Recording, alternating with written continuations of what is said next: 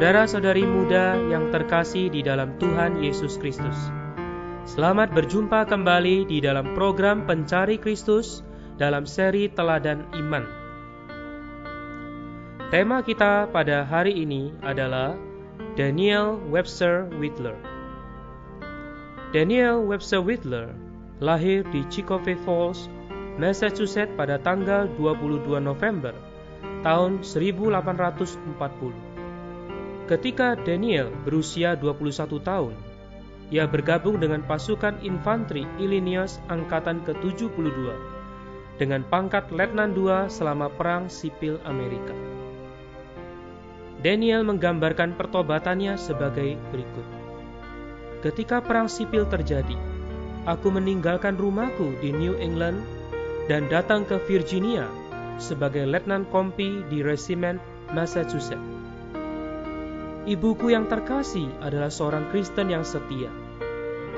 Ketika berpisah denganku, ia menangis. Namun, ia selalu menyertaiku dengan banyak doa. Ia menaruh sebuah Alkitab Perjanjian Baru di dalam saku tas yang telah dia siapkan bagiku.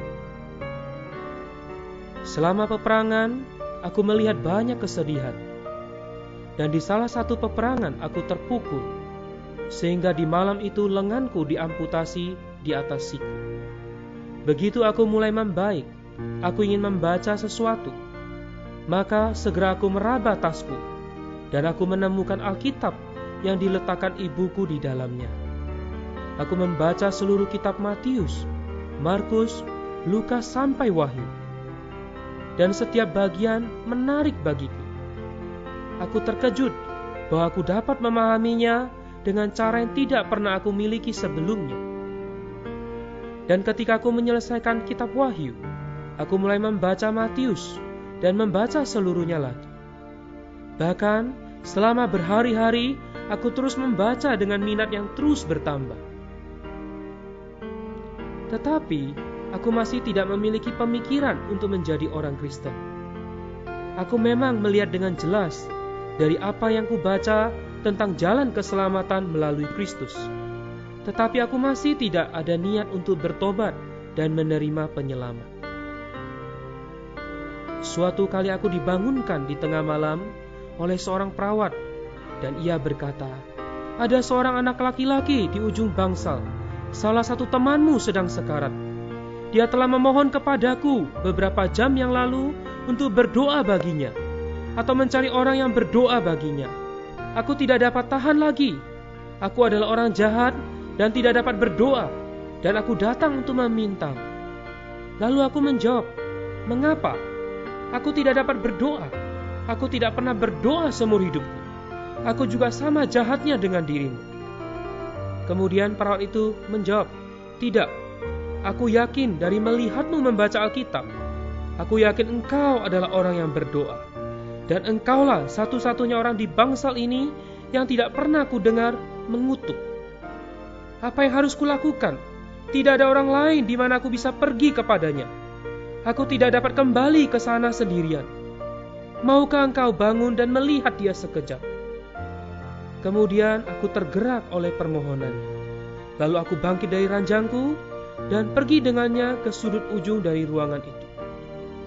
Maka terlihatlah olehku seorang anak laki-laki berambut merah berusia 17 atau 18 tahun.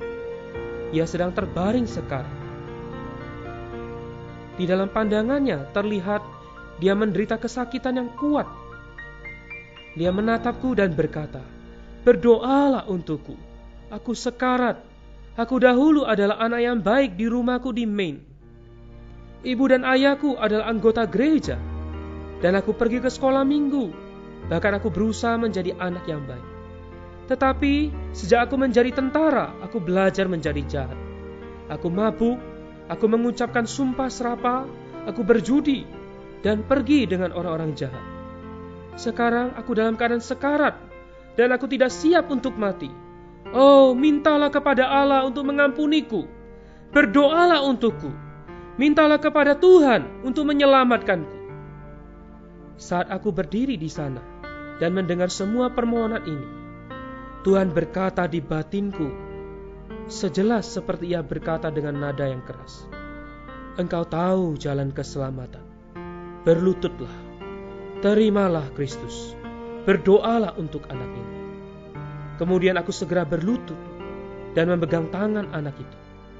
Dan dengan ucapan yang terputus-putus aku mengakui dosa dan meminta supaya Allah melalui Kristus mengampuniku. Aku percaya saat itu Dia benar-benar mengampuniku dan bahwa aku adalah anak Allah. Lalu aku sungguh-sungguh berdoa untuk anak itu. Dia menjadi tenang, dan ketika aku mengucapkan permohonan kepada Tuhan, ia menekan tanganku. Lalu aku bangkit dan segera anak itu meninggal. Tetapi terlihat di dalam pandangan wajahnya penuh dengan damai sejahtera. Aku percaya bahwa Allah memakai dia untuk membawaku kepada penyelamatku, dan juga memakai aku agar ia memandang Kristus dan percaya kepada darah adiknya. Bertahun-tahun telah berlalu sejak malam itu di rumah sakit Richmond, dan aku tetap percaya dan mengakui Tuhan Yesus. Dan oleh anugerah Allah, aku ingin terus demikian sampai Dia memanggilku pulang.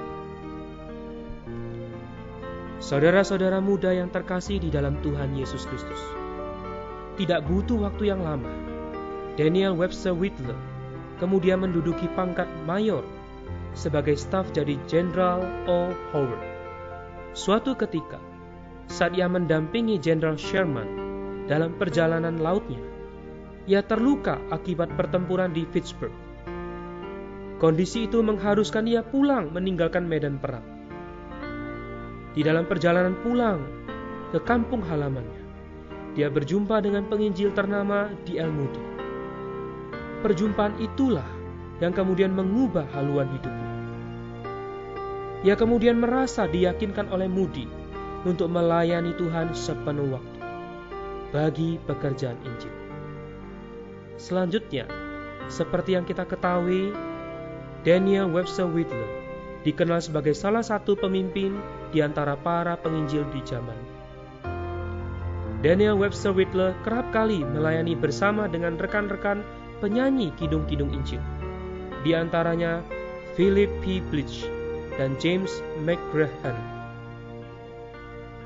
Suatu kali Moody berkata, Mayor Whitler telah menuliskan beberapa dari kidung-kidung terbaik abad ini.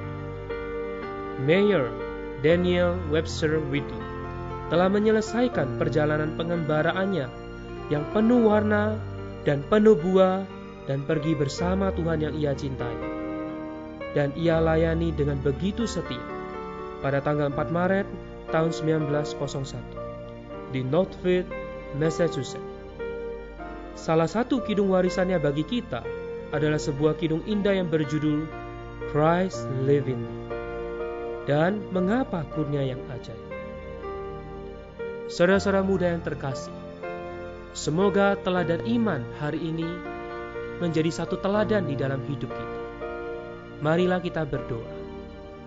Tuhan Yesus, aku mengucap syukur karena Engkau memberikan teladan yang demikian indah dan manis, yaitu melalui tokoh Daniel Webster Whitler. Tuhan, bimbinglah di dalam hidupku supaya aku mengenal dengan jelas, dengan manis, bahkan secara batini, siapakah Tuhan dan siapakah penyelamatku. Bimbinglah aku juga Tuhan, dari hari ke hari aku memiliki selera membaca firman-Mu seperti yang dilakukan oleh Daniel Webster Whitler.